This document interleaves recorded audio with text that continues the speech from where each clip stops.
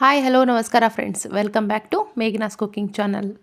ಇವತ್ತಿನ recipe gluten free ಆಗಿರೋ ಹಾಗೂ ಡಯಾಬಿಟಿಕ್ ಫ್ರೆಂಡ್ಲಿ ಆಗಿರೋ ಈ ಜೋವಾರ್ ನೂಡಲ್ಸ್ ಮಾಡ್ತಾಯಿದ್ದೀನಿ. ಇದೊಂದು ಡಿಫ್ರೆಂಟ್ ರೆಸಿಪಿ, ನೀವು ಕೂಡ ಟ್ರೈ ಮಾಡಿ. ಯಾರೆಲ್ಲ ನಮ್ಮ ಚಾನಲ್ನ ಮೊದಲೇ ಬಾರಿ ನೋಡ್ತಾ ಇದ್ದೀರೋ ಅವರು ಸಬ್ಸ್ಕ್ರೈಬ್ ಮಾಡ್ಕೊಳ್ಳಿ, ಹಾಗೆ ಪಕ್ಕದಲ್ಲಿರೋ ಬೆಲ್ ಐಕನ್ನ ಪ್ರೆಸ್ ಮಾಡಿ. ವಿಡಿಯೋನ ಎಲ್ಲೂ ಸ್ಕಿಪ್ ಮಾಡದೆ ಕೊನೆ ತನಕ ನೋಡಿ. ಈ ರೆಸಿಪಿ ಮಾಡೋದು ತುಂಬಾ ಈಸಿ, ತುಂಬ ಟೇಸ್ಟಿಯಾಗಿರುತ್ತೆ. ಡಿಫ್ರೆಂಟ್ ಆಗಿದೆ ಈ ರೆಸಿಪಿ. ಹಾಗಿದ್ರೆ ತಡ ಯಾಕೆ, ಈ ರೆಸಿಪಿ ಮಾಡೋ ವಿಧಾನ ನೋಡ್ಕೊಂಬರೋಣ ಬನ್ನಿ. ಮೊದಲಿಗೆ ಒಂದು ಪಾತ್ರೆನ ತೊಗೊಂಡು ಸ್ಟವ್ ಆನ್ ಮಾಡಿ ಪಾತ್ರೆನ ಬಿಸಿಗಿಡ್ತಾ ಇದ್ದೀನಿ. ಹಾಗೆ ಈ ಗ್ಲಾಸ್ ಮೆಜರ್ಮೆಂಟಲ್ಲಿ 1.5 ಗ್ಲಾಸ್ನಷ್ಟು ನೀರನ್ನ ಹಾಕ್ತಾಯಿದ್ದೀನಿ. ಇದು ಈ ಜೋವಾರ್ ನೂಡಲ್ಸ್ ಮಾಡಲಿಕ್ಕೆ, ಅಂದರೆ ಜೋಳದ ಹಿಟ್ಟಿನ ನೂಡಲ್ಸ್ ಮಾಡಲಿಕ್ಕೆ ಹಿಟ್ಟಿನ ಮಿಶ್ರಣ ಮಾಡ್ತಾಯಿದ್ದೀನಿ.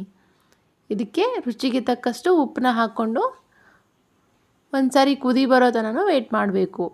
ಕುದಿ ಬಂದ ಮೇಲೆ 1 ಗ್ಲಾಸ್ನಷ್ಟು ಹಿಟ್ಟನ್ನ ಹಾಕ್ತಾಯಿದ್ದೀನಿ. 1.5 ಗ್ಲಾಸಿಗೆ 1 ಗ್ಲಾಸ್ನಷ್ಟು ಹಿಟ್ಟು ಹಾಕಿದರೆ ಸರಿ ಹೋಗುತ್ತೆ. ಇದು ಒಂದು 2 ನಿಮಿಷ ಹಾಗೆ ಬೇಯಬೇಕು.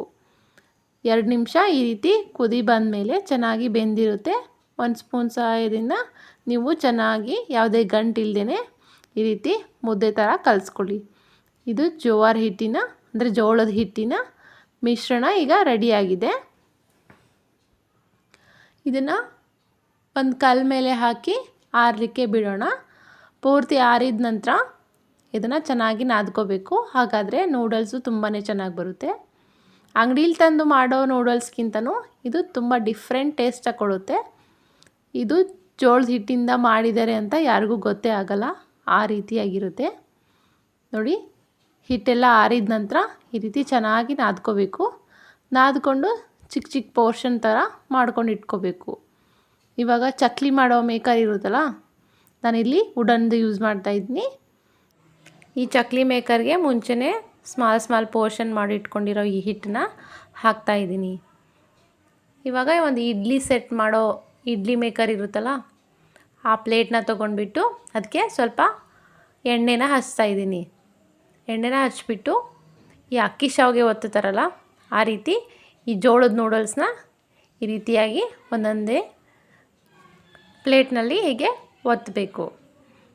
ನೋಡಿ, ಅಂಗಡೀಲಿ ತಂದಿರೋ ನೂಡಲ್ಸ್ಗೆ ಈ ಜೋಳದ ಹಿಟ್ಟಿನ ನೂಡಲ್ಸು ಕಮ್ಮಿ ಏನಿಲ್ಲ, ಆ ಥರ ಇದೆ. ತುಂಬಾ ಡಿಫ್ರೆಂಟ್ ಟೇಸ್ಟ್ ಕೊಡುತ್ತೆ. ನೀವು ಒಂದು ಸಾರಿ ಟ್ರೈ ಮಾಡಿ, ಹಾಗೆ ಟೇಸ್ಟ್ ಹೇಗಿದೆ ಅಂತ ಒಂದು ಸಾರಿ ಕಮೆಂಟ್ ಮಾಡಿ ತಿಳಿಸಿ. ಆಚೆ ಕಡೆ ಸಿಗೋ ನೂಡಲ್ಸ್ನ ಯೂಸ್ ಮಾಡೋದಕ್ಕಿಂತ ಈ ರೀತಿ ಹೆಲ್ತಿಯಾಗಿರೋ ನೂಡಲ್ಸ್ನ ಮನೆಯಲ್ಲೇ ಮಾಡ್ಕೊಂಡು ತಿನ್ಬೋದು. ಹೀಗೆ ಇಡ್ಲಿ ಮಾಡೋ ಸೆಟ್ನಲ್ಲಿ ಎಲ್ಲ ಪ್ಲೇಟಿಗೂ ಈ ರೀತಿ ಪ್ರೆಸ್ ಮಾಡಿಕೊಂಡು ಇದನ್ನು ಇಡ್ಲಿ ಮೇಕರ್ನಲ್ಲಿ ಇಟ್ಬಿಟ್ಟು ಸ್ಟವ್ ಆನ್ ಮಾಡಿ ಒಂದು 5 ನಿಮಿಷ ಬೇಯಿಸ್ಕೊಂಡ್ರೆ ಸಾಕಾಗುತ್ತೆ. ಚೆನ್ನಾಗಿ ಬಂದಿರುತ್ತಿದ್ದು.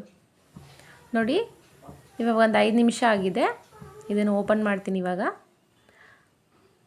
5 ನಿಮಿಷ ಬೇಯ್ಕೊಂಡ್ರೆ ಸಾಕಾಗುತ್ತೆ. ತುಂಬ ಹೊತ್ತು ಬೇಯಿಸ್ಕೋಬೇಡಿ, ತುಂಬ ಅಂಟ್ಕೊಂಡು ಬಿಡುತ್ತೆ. ನೋಡಿ, ಈ ರೀತಿ ಚೆನ್ನಾಗಿ ಬಂದಿದೆ. ಇದನ್ನು ಆಚೆ ಎತ್ಕೊಂಡ್ಬಿಟ್ಟು ಸ್ವಲ್ಪ ತಣ್ಣಗಾದ ನಂತರ ಈ ರೀತಿ ಬಿಡಿಸ್ಕೊಳ್ಳಿ. ಒಂದೊಂದಾಗಿಯೇ ನಿಧಾನಕ್ಕೆ ಬಿಡಿಸ್ಕೊಳ್ಳಿ. ಜೋಳದ ಹಿಟ್ಟಿನ ನೂಡಲ್ಸು ಗ್ಲೂಟನ್ ಫ್ರೀ ಆಗಿರೋದ್ರಿಂದ ಗ್ಲೂಟನ್ ಅಲರ್ಜಿ ಇರೋರು ಆರಾಮಾಗಿ ತಿನ್ಕೋಬೋದು. ಸಕ್ಕರೆ ಕಾಯಿಲೆ ಅಥವಾ ಮಧುಮೇಹ ಅನ್ನೋರು ಇದನ್ನು ಬ್ರೇಕ್ಫಾಸ್ಟು ಇಲ್ಲ ಸ್ನ್ಯಾಕ್ಸ್ ರೆಸಿಪಿಯಾಗಿ ಮಾಡಿಕೊಂಡು ಆರಾಮಾಗಿ ತಿನ್ಕೋಬೋದು. ಹೆಲ್ತಿ ರೆಸಿಪಿಯಾಗಿರುತ್ತೆ. ನೋಡಿ, ಒಂದೊಂದಾಗಿ ನಿಧಾನಕ್ಕೆ ಈ ರೀತಿ ಬಿಚ್ಕೊಂಡ್ರೆ ನೂಡಲ್ಸ್ ಹೇಗಿರುತ್ತೋ ಸೇಮ್ ಅದೇ ಥರ ಚೆನ್ನಾಗಿ ಬಿಡಿಯಾಗಿ ಬಂದಿರುತ್ತೆ. ಇದಕ್ಕಿವಾಗ ಒಗ್ಗರಣೆ ಹಾಕ್ಕೊಳ್ಳೋಣ. ಮೊದಲಿಗೆ ಒಂದು ಬಾಣಲೆ ತೊಗೋತಾ ಇದ್ದೀನಿ.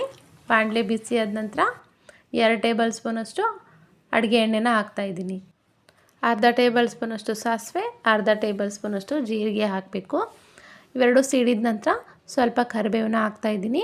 ಹಾಗೆ 1 ಈರುಳ್ಳಿನ ಚಿಕ್ಕದಾಗಿ ಕಟ್ ಮಾಡಿಕೊಂಡು ಹಾಕ್ತಾಯಿದ್ದೀನಿ. ಇದನ್ನು ಸ್ವಲ್ಪ ಫ್ರೈ ಮಾಡಬೇಕು.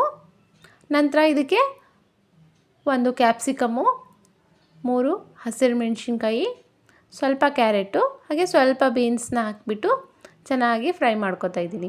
ನಿಮಗೆ ಇನ್ನಷ್ಟು ತರಕಾರಿ ಬೇಕು ಅಂದರೆ ಎಲ್ಲ ತರಕಾರಿನೂ ಹಾಕ್ಕೊಂಡು ಈ ನೂಡಲ್ಸ್ನ ಮಾಡ್ಕೊಬೋದು. ತುಂಬಾ ಚೆನ್ನಾಗಿರುತ್ತೆ. ಇದು ಒಂದು 2 ನಿಮಿಷ ಫ್ರೈ ಆದರೆ ಸಾಕು. ಸ್ವಲ್ಪ ಕ್ರಂಚಿ ಆಗಬೇಕು. ಕ್ರಂಚಿ ಆದ ನಂತರ ಈ ಬಿಡಿಸ್ಕೊಂಡಿರೋ ಜೋಳದ ಹಿಟ್ಟಿನ ನೂಡಲ್ಸ್ನ ಇದಕ್ಕೆ ಹಾಕ್ತಾಯಿದ್ದೀನಿ. ಇವಾಗ ಇದನ್ನು ಹಾಕಿಬಿಟ್ಟು ಚೆನ್ನಾಗಿ ಮಿಕ್ಸ್ ಮಾಡ್ಕೊಳ್ಳಿ. ಜಾಸ್ತಿ ಏನು ಪ್ರೆಸ್ ಮಾಡಿ ಮಿಕ್ಸ್ ಮಾಡ್ಕೊ ಹೋಗಬೇಡಿ, ಸ್ವಲ್ಪ ಪುಡಿ ಪುಡಿ ಆಗಿಬಿಡುತ್ತೆ. ಹಾಗಾಗಿ ಲೈಟಾಗಿ ಮಿಕ್ಸ್ ಮಾಡಿಕೊಂಡ್ರೆ ಸಾಕಾಗುತ್ತೆ. ಮೇಲ್ಗಡೆಯಿಂದ ಸ್ವಲ್ಪ ಉಪ್ಪು ಹಾಕ್ತಾಯಿದ್ದೀನಿ. ಉಪ್ಪು ಹಾಕಿದ ನಂತರ ಮತ್ತೊಂದು ಸರಿ ಮಿಕ್ಸ್ ಮಾಡ್ಕೊಳ್ಳಿ. ಇದಕ್ಕೆ ನೀವು ಬೇಕು ಅಂದರೆ ಸೋಯಾ ಸಾಸ್ನು ಟೊಮೆಟೊ ಸಾಸ್ನು ಆ್ಯಡ್ ಮಾಡ್ಕೋಬೋದು. ನಾನು ಯಾವುದೇ ಸಾಸ್ ಇಲ್ಲದೇ ಹೆಲ್ತಿಯಾಗಿ ಮಾಡ್ತಾಯಿದ್ದೀನಿ. ಇದೇನೇ ಸೂಪರ್ ಟೇಸ್ಟಾಗಿರುತ್ತೆ. ನೀವು ಒಂದು ಸರಿ ಟ್ರೈ ಮಾಡಿ. ಈ ರೆಸಿಪಿ ಇಷ್ಟ ಆದರೆ ಲೈಕ್ ಮಾಡಿ, ಶೇರ್ ಮಾಡಿ, ಸಬ್ಸ್ಕ್ರೈಬ್ ಮಾಡಿ. ಹಾಗೆ ಪಕ್ಕದಲ್ಲಿರೋ ಬೆಲ್ ಐಕನ್ನ ಪ್ರೆಸ್ ಮಾಡಿ. ನಿಮ್ಮ ಮನೇಲೂ ಮಕ್ಕಳಿದ್ರೆ ಇದೇ ರೀತಿ ಮಾಡಿಕೊಡಿ, ತುಂಬಾ ಇಷ್ಟಪಟ್ಟು ತಿಂತಾರೆ. ಹೀಗೆ ನಮ್ಮ ಚಾನಲ್ಗೆ ಸಪೋರ್ಟ್ ಮಾಡ್ತಾಯಿರಿ. ಸದಾ ನಮ್ಮ ಚಾನಲ್ನ ವಿಡಿಯೋಗಳನ್ನ ವಾಚ್ ಮಾಡ್ತಾಯಿರಿ. ಇನ್ನಷ್ಟು ಹೊಸ ರೆಸಿಪಿಗಳ ವಿಡಿಯೋಗಳೊಂದಿಗೆ ಮತ್ತೆ ನಿಮಗೆ ಸಿಗ್ತೀನಿ. Thanks for watching. ಬಾಯ್.